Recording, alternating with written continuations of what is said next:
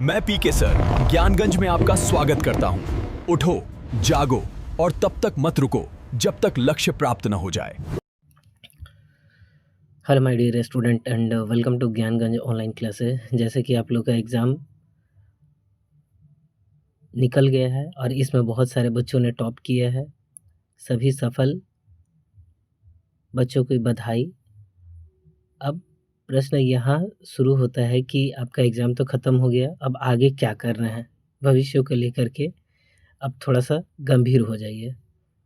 तो आज की जो क्लास है बेसिकली पॉलिटेक्निक के बारे में होने वाली है कि कैसे पॉलिटेक्निक में अपना भविष्य को सुनहरा बनाया जा सकता है। ये जो कोर्स होता है 10वीं और 12वीं के बाद ही होता है और इसको उसके बाद ही करना चाहिए। अक्सर बोर्ड परीक्षा के बाद छात्र अपने करियर को लेकर के भ्रमित रहते हैं और सही मार्गदर्शन के अभाव में वे गलत दिशा चुन लेते हैं, जिससे भविष्य भर उनको बेरोजगारी का सामना करना पड़ जाता है। पॉलिटेक्निक सफलता और सीधा रास्ता है, कैसे कर सकते हैं? तो पॉलिटेक्निक 3 साल का एक बेहतरीन इंजीनियर जिसको हम कहते हैं जूनियर इंजीनियर, यह एक जो कोर्स है बहुत कम समय और कम खर्च में हो जाता है। आपको एक प्रोफेशनल इंजीनियर इंजीनियर बना कर के सरकारी या प्राइवेट नौकरी के लिए शानदार अवसर प्रदान कर देता है। कितने बच्चों ये कमेंट करते हैं कि क्या इससे सरकारी नौकरी लग सकती है? तो जी हाँ, इससे सरकारी नौकरी भी कर सकते हैं। ये किस में? तो बिजली विभाग में हो सकता है या रेलवे डिपार्टमेंट में भी हो सकता है इससे। अब आगे चलते हैं कि सामान्य पढ़ाई और पॉलिटेक्निक इसमें क्या डिफरेंस है। अगर सामान्य तरीक़ा से पढ़िएगा तो सबसे पहले आपका टाइम ज़्यादा लगेगा और पॉलिटेक्निक के थ्रू जाते हैं तो आपका जल्दी जॉब होने की पॉसिबिलिटी होता है। कैसे? तो सामान्य डिग्री में समय और पैसा अधिक लगता है, इसके विपरीत पॉलिटेक्निक और प्रैक्टिकल ज्ञान देता है। ये क्या होता है? आपको प्रैक्टिकल ज्ञान देता है। आप रेलवे, एसएससी और अन्य सरकारी विभागों में जूनियर इंजीनियर यानी कि जेई के पद प्राप्त कर सकते हैं। डीसीसी प्रवेश परीक्षा क्या है? अब देखिएगा, यह पी इंजीनियरिंग और पीएम पैरामेडिकल और पीपीएम माने पैरामेडिकल 10वीं स्तर का होता है। अब यहाँ पर देखिए, बिहार पॉलिटेक्निक प्रवेश परीक्षा CDECE परीक्षा आयोजित करती है। इसमें पी इंजीनियरिंग के लिए होता है, पीएम आपका होता है पैरामेडिकल के होता है और पीएमएम ये जो ग्रुप होता है ये इंजीनियर पीई के लिए जो 10वीं पास या अपियरिंग होना इसके लिए अनिवार्य होता है। अब इस परीक्षा का अगर हम पूछें कि पैटर्न क्या होता है तो इसमें देखिएगा 30 मैथ होता है, 30 फिजिक्स होता है और 30 आपका केमिस्ट्री का क्वेश्चन होता है। टोटल आपका 450 अंक का एग्ज़ाम होता है। टोटल समय होता है 2 घंटा 15 मिनट का होता है, ठीक। और टोटल मिला करके इसमें 90 प्रश्न होते हैं। हर प्रश्न आपका 5 अंक का होता है। इसमें निगेटिव मार्क नहीं होता है। इसमें प्रवेश प्रक्रिया के लिए टाइमलाइन जो होता है इस प्रकार होता है। पहले आपको फॉर्म भरना पड़ेगा, एडमिट कार्ड आएगा, एग्ज़ाम दीजिएगा, रिजल्ट के बाद काउंसलिंग में ही आपका एडमिशन होगा। सबसे पहले तो फॉर्म भरा जाता है, फिर प्रवेश पत्र आता है और परीक्षा होती है और परीक्षा में परिणाम आता है। काउंसलिंग के ज़रिए आपके रैंक और उसके अनुसार ब्रांच और कॉलेज का चयन करना पड़ता है। अब इसमें कौन-कौन से ब्रांच का चुनाव किया जा सकता है? पॉलिटेक्निक में सफलता आपकी ब्रांच पर भी निर्भर करता है। पॉलिटेक्निक में सफलता आपकी ब्रांच पर निर्भर इस प्रकार से कर सकती है। मान लीजिएगा अगर गलत ब्रांच चुनने पर नौकरी के लिए सालों इंतज़ार करना पड़ता है। इसलिए अपनी रुचि और स्कोप के अनुसार ही ब्रांच चुनें, जिसमें सिविल हो जाएगा, मैकेनिकल हो जाएगा, CS यानी कंप्यूटर साइंस हो जाएगा और इलेक्ट्रिकल हो जाएगा। अब मैकेनिकल प्रोडक्शन में क्या हो जाएगा? तो मैकेनिकल में तो देखिएगा यह सबसे बेहतरीन ब्रांच है। सबसे बेहतरीन इसको इस मायने में कहा जा सकता है कि इसमें बड़ी-बड़ी मशीनों, वाहनों, कार, स्कूटर का निर्माण और असेंबलिंग किया जाता है। तो ये तो सबसे बढ़िया रहेगा और इसमें सरकारी और प्राइवेट दोनों क्षेत्र में भारी इसकी मांग होती है। टाटा हो गया, महिंद्रा हो गया, बजाज, इन सभी में आपको जॉब होने की पॉसिबिलिटी ज़्यादा रहती है, सरकारी हो गया या प्राइवेट, दोनों सेक्टर में।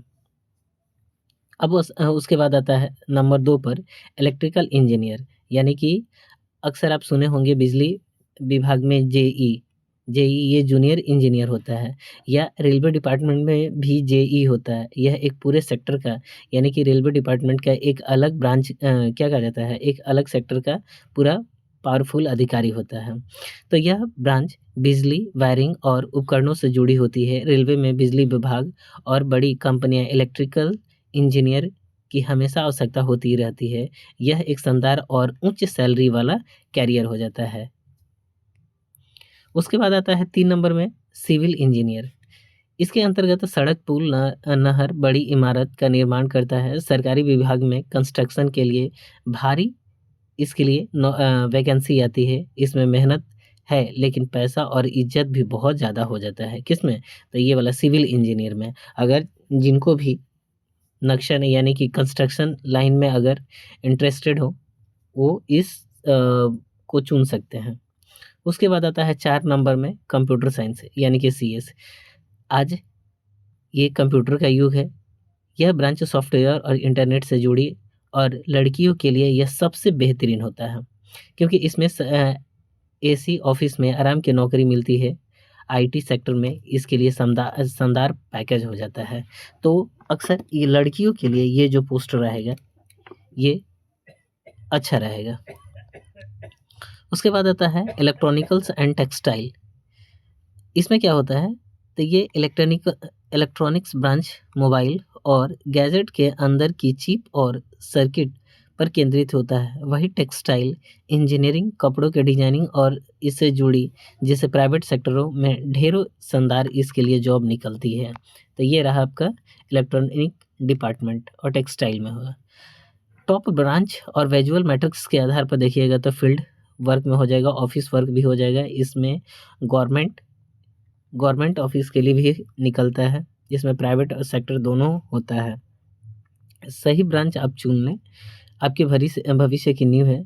मैकेनिकल और सिविल में फील्ड वर्क अधिक होता है, जबकि सीएस यानी कि कंप्यूटर साइंस और इलेक्ट्रॉनिक्स में ऑफिस वर्क मिलता है, यानी कि अपने क्षमता के अनुसार निर्णय लें। सफलता के लिए सबसे पीढ़ी क्या होती है? तो सफलता के लिए सबसे पहली सीढ़ी जो है 10वीं कक्षा के विज्ञान, गणित और बेसिक को मजबूत करें। एनसीईआरटी की किताबों को गहन करें, कंस्टेंट क्लियर करें, और उसके बाद परीक्षा में कठिन सवालों को आसानी से हल कर पाएंगे। इसके लिए आपको क्या करना पड़ेगा? तो सबसे पहले सिलेबस देखना पड़ेगा, उसके बाद मॉक टेस्ट, प्रीवियस ईयर, तब जा करके आपको सफलता होने की पॉसिबिलिटी ज़्यादा रहेगा। पिछले वर्षों में पीवाईपी यानी कि प्रीवियस ईयर पेपर को हल करना सबसे ज़्यादा ज़रूरी होता है। इससे परीक्षा के पैटर्न और समय प्रबंधन का सटीक अंदाज़ा लग जाता है। नकारात्मक अंक नहीं होने का ज़्यादा फायदा बच्चे उठाते हैं। लक्ष्य की प्राप्ति का संकल्प होना चाहिए आपके अंदर। केवल फॉर्म भर देने से सफलता नहीं मिलती है। आज ही एक रूटीन और हर विषय को ज़्यादा समय दें। लक्ष्य बैच जैसे अच्छे मार्गदर्शन से जुड़ करके अपने तैयारी को और मजबूत कर सकते हैं। उसके बाद आता है भविष्य में इसके बहुत से अवसर होते हैं। क्या होता है? पॉलिटेक्निक के बाद सरकारी नौकरी, निजी क्षेत्रों में अपार संभावना होती है। आप जूनियर इंजीनियर बन सकते हैं, या बीटेक के दूसरे वर्ष में सीधा प्रवेश पा करके आप कैरियर को एक नई उड़ान भी दे सकते हैं। उसके बाद आता है कई छात्र पॉलिटेक्निक करके सफल इंजीनियर भी बने हैं। हमारे मार्गदर्शन में पढ़ने वाले अनेक छात्रों ने भी पॉलिटेक्निक प्रवेश परीक्षा पास की है। आज वे रेलवे, बिजली विभाग और बड़े प्राइवेट कंपनियों में एक सफल इंजीनियर के रूप में अपना बेहतरीन कार्य कर रहे हैं। पॉलिटेक्निक एक मजबूत कैरियर विकल्प के रूप में है। यह कोर्स कम समय और कम खर्च में आपका आत्मनिर्भर बनाता है। सही मेहनत, सही ब्रांच और सटीक मार्गदर्शन से आप अपने और अपने माता पिता सभी सपनों को बहुत ही आसानी से पूरा कर सकते हैं। तो धन्यवाद बच्चों। आशा करते हैं कि ये पूरा वीडियो आपको समझ में आया, और एक बार आप मेरे राय ज़रूर मानें कि एक बार आप पॉलिटेक्निक का फॉर्म दें, भरें, भरने के बाद एग्ज़ाम ज़रूर दें। उसके बाद आपकी रुचि ये रहे तो आप एडमिशन कराइएगा, यानी कि काउंसलिंग कराइएगा। अगर नहीं रुचि है तो आप अपने सेक्टर जिसमें इंटरेस्टेड है उस सब्जेक्ट के अनुसार आगे की पढ़ाई करिएगा। धन्यवाद। मिलते हैं नई वीडियो के साथ।